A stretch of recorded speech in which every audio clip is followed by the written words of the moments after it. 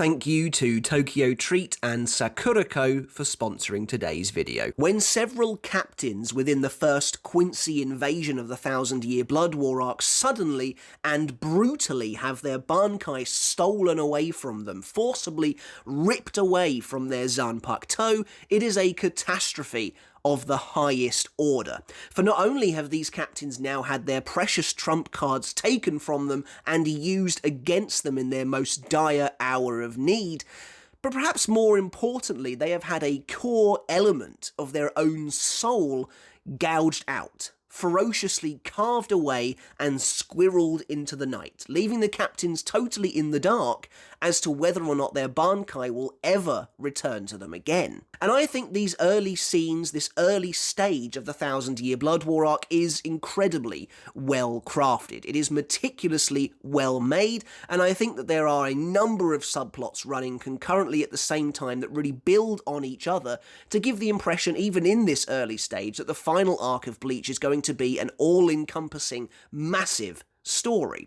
And I'm actually personally a big fan of this stolen Bankai subplot, which I think might be a contentious opinion, as I believe quite a few people felt that it was rushed or it wasn't explained well enough, or it was simply just a cheap trick to give the Quincy the edge in this early fight. And yes, I do think that this whole subplot simply came about to give the Quincy the edge in the first invasion, but to me it makes a lot of sense. But also, more importantly, the end game of this subplot, the Hollowfied Bankai, which is the subject of this video, was really satisfying and well handled, and I appreciated how Kubo incorporated lore from even the final arc itself to make everything really work, and to make the moment the Shinigami get their Bankai back feel earned and feel satisfying to watch. So in this video today, we're going to be talking about the stolen Bankai subplot, but specifically where it all ended up with this idea of a Bankai that has been temporarily hollowfied, actually getting to see a couple of captains momentarily hollowfied as a part of Kisuke Urahara's grand plan for rescuing the captain's Bankai. Before we get started on the video, guys, if you haven't hit subscribe yet, make sure to do that now for more Bleach content like this every single week. And if you enjoyed the video, make sure to give it a thumbs up as well, as it does help to support me and the channel, as it just hopefully means we'll get more exposure on the YouTube algorithm. And if you really like what I do here and you want to support me another step further, I do have a Patreon for the channel as well, where you can get videos like this one early and you can support me for as little as $1 a month. To everyone out there who is doing that right now, who is a patron of the channel, they're all coming up on screen, and as always I just want to give them a massive thank you.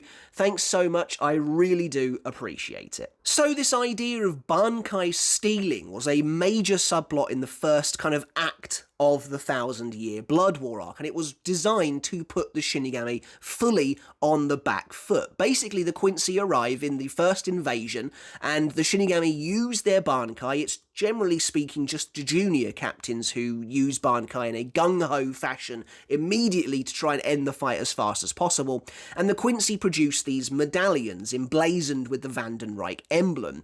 And by doing so, they're able to steal away the Bankai from its owner, literally rip it away from the Zanpakuto, it seems. It is a cool concept, and it does really elevate the stakes.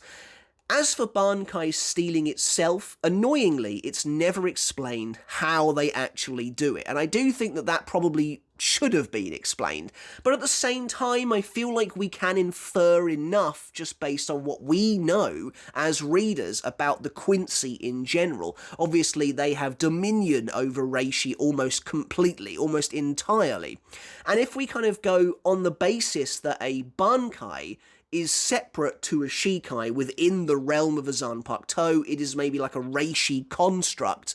Notably, all four of the Bankai that are stolen in this initial section of the first invasion are all kind of outwards-facing Reishi constructs. You've got the massive Kokujo Tengen Mio, the gigantic missile that is Jakuho Raikoben, Daigoren Hyorin Maru's huge ice wings and icy tail, and then of course the massive blades that turn into all the petals of Senbon Zakura Kageyoshi.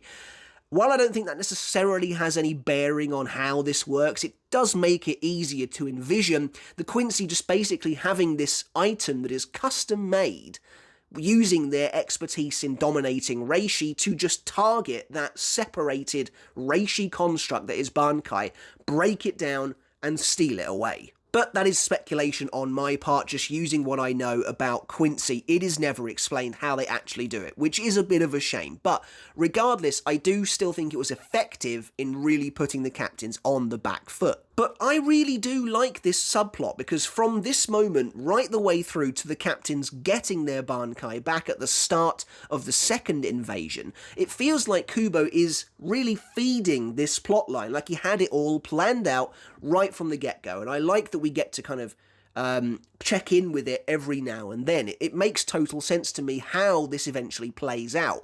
And even though I'm not the world's biggest fan of the chapter where they do get their Bankai back, the actual way they get them back, I have no issue with, and I don't see how you possibly can, because Kubo does tie it in so well to established lore in the universe. But the journey to getting the stolen Bankai back begins, as with so much else in the Bleach universe, with Kisuke Urahara. Now, of course, he is in Waco Mundo at the time, which would turn out to be incredibly important for his research. And after Sturmita J, the jail Kirge Opie, is dispatched, they're able to take his medallion that he was unsuccessfully using against Ichigo and use it for research purposes. And that's really cool, because Kisuke sets up this entire outfit in Waco Mundo that, again, is something I would love to see just a little bit more of. I don't think we need to see too much more, but it was such an awesome idea, I felt. Having Kisuke Urahara basically set up base camp on the sands of Waco Mundo itself was so awesome, and really helped this idea that this was an all-encompassing war. Even the Urankar are like on side now. This ex-captain can set up a laboratory in the middle of Waco Mundo, working with both Urankar and Fullbringers to try and basically decipher a way to stop the Quincy threat in as many ways as possible. And so that's really cool to see that while the captains are trying to readjust, trying to relearn how to fight without their Bankai, Kisuke is tirelessly working on his research to get them back. And that's cool, because the captains realistically would be completely lost. They would just have no idea what to do, no idea how to ever get them back. It is interesting how, now I know Kubo's obviously fighting against the clock here in a lot of ways, but he doesn't dwell an awful lot on how the captains feel about having lost their Bankai. He does a little bit, you get a little bit from Hitsugaya where he kind of mentions, like, my Bankai is gone, I need to relearn everything in case it never comes back. And I just think that's kind of interesting, because the captains would have had to have resigned themselves to that, because without the scientific expertise of someone like Urahara, they just have no idea. They have no idea what to do. But luckily for them, they do have someone like Urahara on side, and he is toiling away in Waco Mundo, and you get to see that he is working on the medallion, seemingly breaking it down to a reishi level to try and figure out how this thing is working.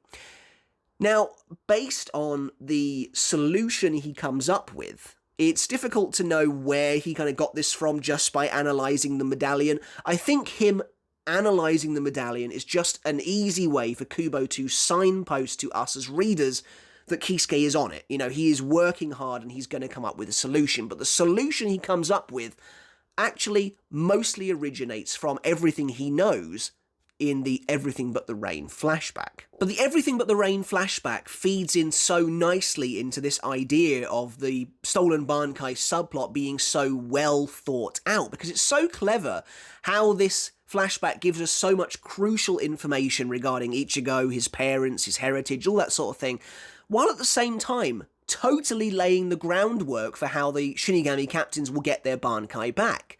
So we learn here everything about, the history that Quincy have with Hollows, why they are so antagonistic towards them, the fact that Hollow Reiatsu is just inherently poisonous to Quincy beings, and that any kind of connection will just lead to the total breakdown of that Quincy spiritual body. As we see when Masaki allows herself to be bitten by White, it seems like a valiant act in the moment, but she very quickly begins to suffer, to the point where Even she's at school, everything seems normal. Simply coming into brief contact with her is enough for Kisuke to realise that something is wrong. Something in the core of her body, since being bitten by White, is beginning to change. And then we see that play out when a massive hollow hole opens itself up inside her throat.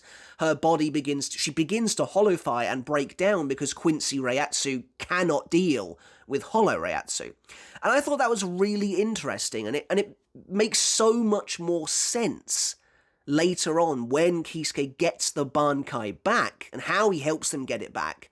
It's so awesome to see Kubo revisiting this new piece of lore from Everything But the Rain. And we've always known that Quincy destroy hollows rather than save them, that they actually like to just erase them from existence.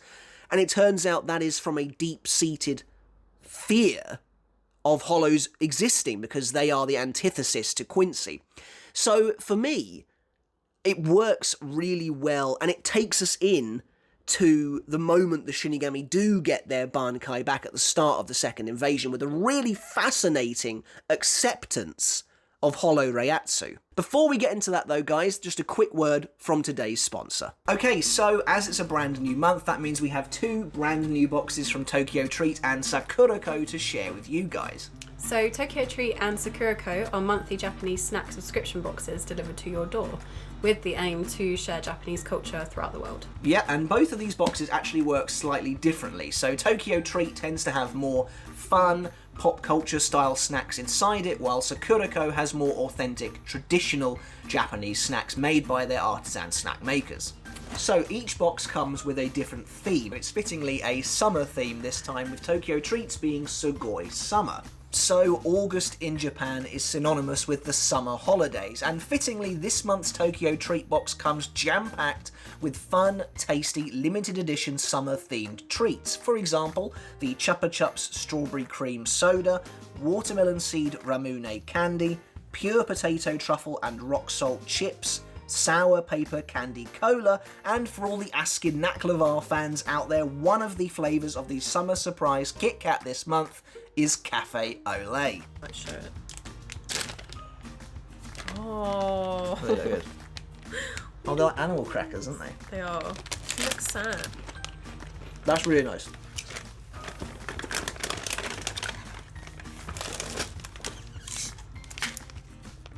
Oh yeah.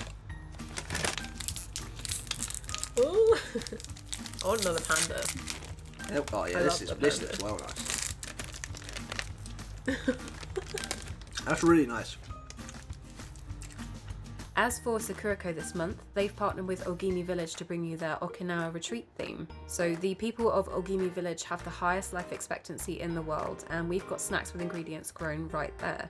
So shikuwasa manju and Okinawa cinnamon cookies. And there are also many other snacks included that are perfect tea accompaniments. So we've got blueberry tarts, we've got Okinawa brown sugar kuzumochi, and brown sugar donuts. Lastly, this month's tableware piece is the gorgeous Ichimatsu chopsticks with this lovely distinctive checkerboard pattern. Oh my god. Yeah, that's nice. Cute. Oh, little tiny tart. That's cute.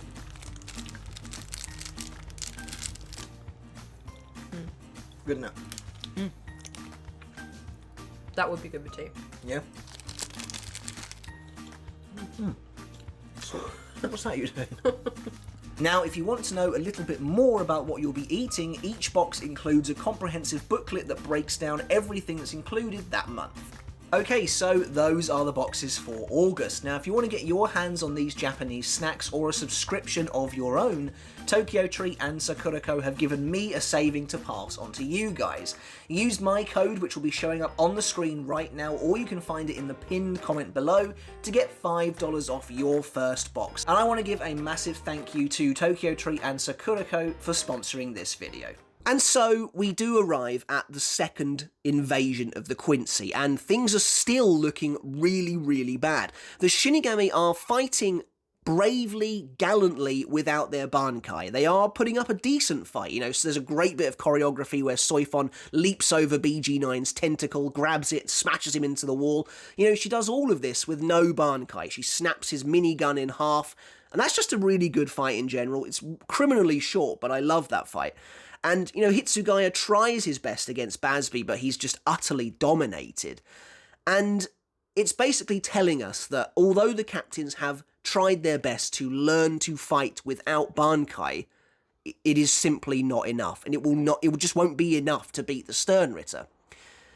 And so, of course, that's where Kisuke comes in. He calls them up and he's like, I've finally got it. I've finally worked out how to get people's Bankai back. And he arrives in the Soul Society bearing the answer that they need, which is in these small black pills called Shineyaku. And basically what these pills are is he's isolated Hollow Reiatsu, which can then be absorbed by Shinigami. And it kind of gives them a temporary boost. It temporarily changes their Reiatsu to Hollow Reiatsu, to temporarily hollowfy these captains, turn them into mini proto-Vizards, as it were, and forcibly reject the Quincy Reiatsu that is connected to them currently. So it is a strange concept to get your head around. You have to kind of envision it in a certain way. So let's take, for example, Hitsugaya and Kang-do, as that's really the main focus of this moment. That's the main fight we get to see this play out on. So envision it like this. You've got Hitsugaya, who currently just has a Shikai. Then you have Kang-do, who is a Quincy, but he also has Hitsugaya's Bankai. And for the purposes of this moment, where they get their Bankai back from the Quincy, the Bankai that Kang-do has is literally just that. It hasn't changed to be his in any way. He is literally wearing Hitsugaya's Bankai, Reiatsu and all, and that's very important. And again, I think it plays into this idea that the Quincy can control Reishi and Reiatsu to such a degree that they just lifted it off the Shinigami and put it onto their own backs. But basically, the moment Kisuke sends out these Shineyaku pills, Hitsugaya is able to touch one briefly at a moment of death, essentially. He's about to die. And the pill is absorbed into his body, and he gains Hollow Reiatsu. Now, because we mentioned a minute ago that the Bankai that Kang-do stole is literally just Hitsugaya's Bankai, Reiatsu and all, Kang-do, wearing this Bankai on his back, draped over him like a cape, for instance, is now suddenly also getting filled with Hollow Reiatsu as well. It is a strange concept. You have to accept that because this is literally Hitsugaya's Bankai, even if it's not attached to him at the moment, it must still be attached to his soul somehow, because it's also getting the hollowfied Reiatsu. But it acts as like a toxin towards Kang and towards the other Quincy who have them as well, and you see them actively begin to break down. Kang's back ruptures, blood comes spurting out of his shoulder as one of the wings just forcibly rips itself out of his back and crashes down onto the floor, and he's like, what the hell just happened? The medallion is still working absolutely fine. That's also kind of an interesting point, is that the medallion is... So, basically, they must be able to tell all the time if they still have the Bankai or not. It must be... I don't know. I kind of wish the medallion had a little more explanation, because it's a very important item earlier on in the arc, and it's just not ever really given too much prominence. But regardless, basically, Kang finds himself bleeding, and, it's interesting that he doesn't notice that it's Hollow Reiatsu, though, which I think is fascinating. So he just, as far as Kang's concerned, maybe he feels ill or something, I don't know, or literally the Bankai, his body has just rejected it. And because I assume as soon as the Bankai is gone off his back, he feels okay again. Because it's literally his Quincy body rejecting the Hollow and Shinigami Reiatsu that are now mixed together.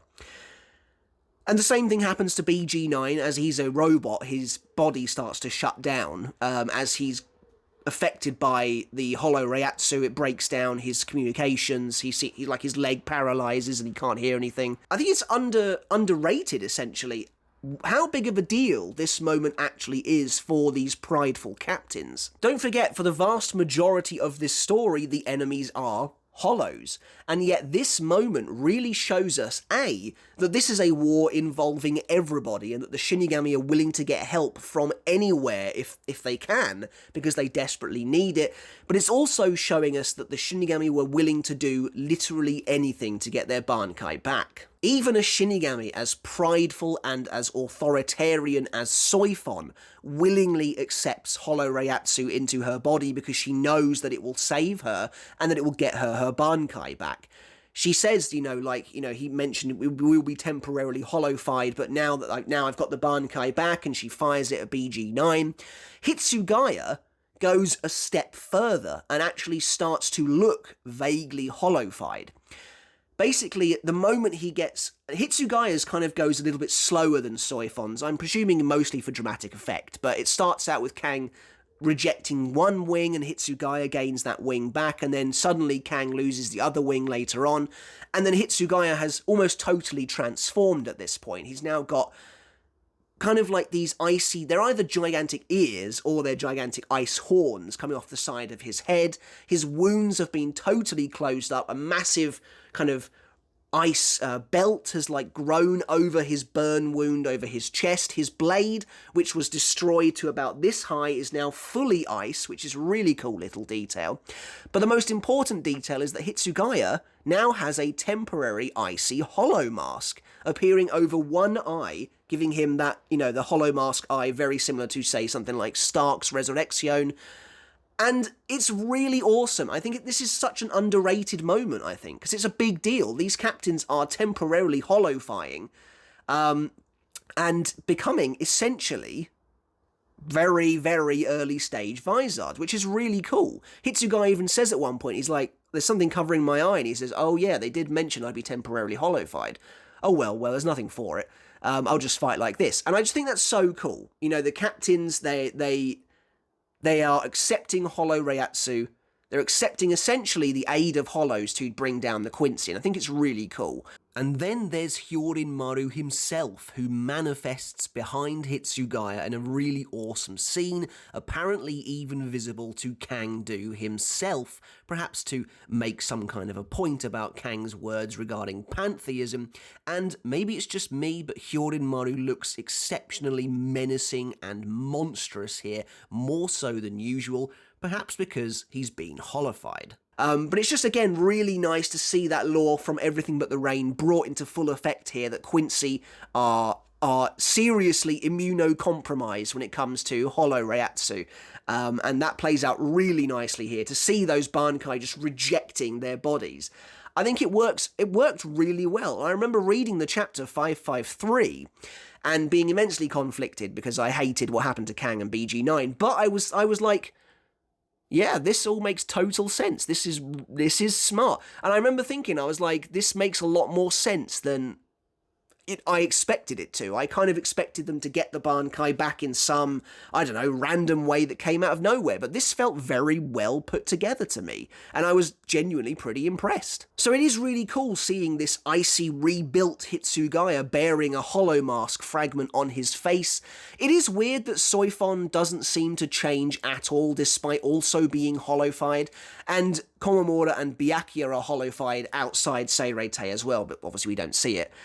But it's just a really, really cool moment to get even if it's incredibly brief, to see these captains hollofied, even for a moment, is so cool. It feels like many of them are taking after those who came before, whether that's Ichigo, whether that's the actual Vizards. It's cool. And another really neat thing about this is it feels like, in many ways, although I think Kisuke had to come up with this pretty much on the fly to deal with the Vandenreich, it feels like this is almost the final step for hollowification in Konpaku. Like, it feels like this is what the Shinigami were aiming for. It's a breakthrough in military technology. If Kisuke can literally power these guys up for, say, an hour or however long it lasts, that's pretty insane for no side effects whatsoever. Hollow and Shinigami Reiatsu mingling like that and it being absolutely okay is a pretty big deal. I will say it's funny that despite there being 3 Vizard captains among the Gotei 13 at this point, none of them uses a hollow mask in this arc for as long as Hitsugaya did, which is kind of weird to think about. Another really cool moment that's kind of attached to all of this is getting to see Kisuke and Mayuri actually working together to kind of come to an agreement about the diagnosis of the Quincy. Basically, Mayuri saying, like, you know, it must be detrimental to them to be come into contact with Hollow Reiatsu, because, you know, Kisuke says through all of the research, you know, no Arrancar had their resurrection stolen. So what does that mean? Either they can't take them, or they can, and they simply don't want to. And, you know, they both theorize that because they can steal Bankai, really, fundamentally, it's the same as a resurrection, so they should be able to take that as well. And the fact they can't leads them to believe that there is a ulterior reason for not doing so. And it's just so cool seeing these two normally competing minds coming together for the good of the Seirete. Well, that's basically it for this video, guys. Just a fairly short one today, looking at the idea of the Hollowfied Bankai, which I think is a pretty underrated moment in the series, and a really cool one that shows a lot of growth within the captains, that they were willing to accept Hollow Reiatsu into their bodies to help them get out of an unescapable situation and really turn the tides on their enemies. That's it for this video, guys. I really hope you enjoyed it. Let me know in the comments below what you thought of the Hollowfied Bankai scene. Did you like it? What did you think of seeing Hitsugaya with a brief hollow mask? I really enjoyed it, but let me know what you thought of their solution to the Bankai stealing problem, and what you thought of the Bankai stealing subplot in general. Alright, guys, but until next time, I'll catch you later, and I'll see you then.